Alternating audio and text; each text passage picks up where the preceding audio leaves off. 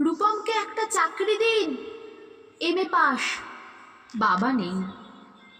আছে প্রেমিকা, সে আর 2-1 মাস দেখবে, তারপর নদীর এপার থেকে ওপারে গিয়ে বলবে, রূপম আজ চলি, তোমাকে মনে থাকবে চিরদিন। রূপমকে একটা চাকরি দিন, যে কোনো কাজ, পিয়নের কাজ হলেও চলবে।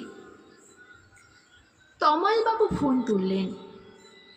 ফোনের অন্য প্রান্তে যারা কথা বলেন তাদের যেহেতু দেখা হয় না, সুতরাং তারা দুর্গেও।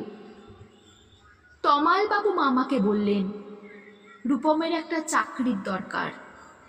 মামা বললেন কাকাকে, কাকা বললেন জ্যাঠাকে, জ্যাঠা বললেন বাতাসকে।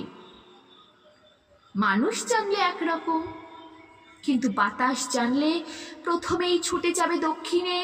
সে বলবে দক্ষিণের অরণ্যকে, অরণ্য বলবে আগুনকে, আগুন গেল আলিমুদ্দিন স্ট্রিটে, আলিমুদ্দিন স্ট্রিট ছুটল নদীকে বলার জন্য।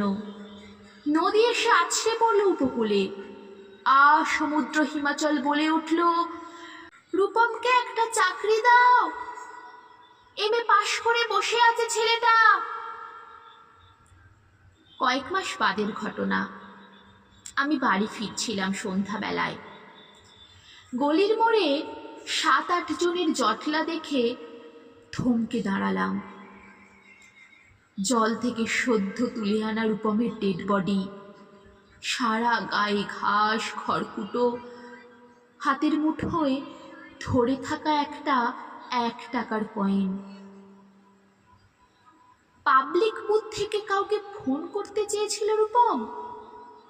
ভারত সরকারের 1 টাকা কয়েনের দিকে আমার চোখ। সারা গায়ে সবুজ ঘাস, ঘাস নয় অক্ষর। এমএ পাশ করতে একটা ছেলেকে যত অক্ষর পড়তে হয়, সেই সমস্ত ব্যর্থ অক্ষর ওর গায়ে লেগে আছে। একটা ছেলেকে কেন আপনারা এমএ পড়ান? কোন আহ্লাদে 8খানা বিশ্ববিদ্যালয় বানিয়েছেন? তুলে দিন।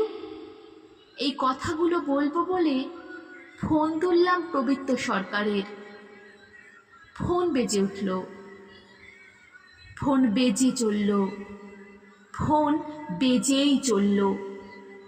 20 বছর ধরে ওই ফোন বেজেই চলেছে, আরো 20 বছর বাজবে। বাতাস বলছে অরণ্যকে, অরণ্য চলেছে নদীর দিকে। নদী উপকূল থেকে আছড়ে পড়ে বলল, রূপমকে একটা চাকরি দিন। কে রূপম? রূপম আচার্য, বয়স 26, এমএ পাস। বাঁ দিকের গালে একটা কাটা দাগ আছে।